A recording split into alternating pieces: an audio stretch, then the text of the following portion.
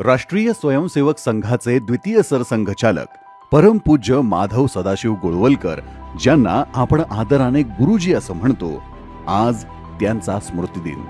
गोळवलकर गुरुजींनी आपले संपूर्ण आयुष्य संघाच्या माध्यमातून राष्ट्रकार्यासाठी समर्पित केले.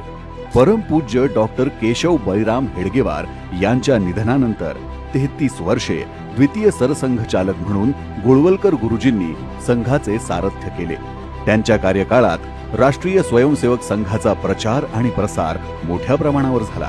गोळवलकर गुरुजींच्या नेतृत्वात संघाने सामाजिक, सांस्कृतिक तसेच धार्मिक क्षेत्रात सक्रिय भूमिका बजावली.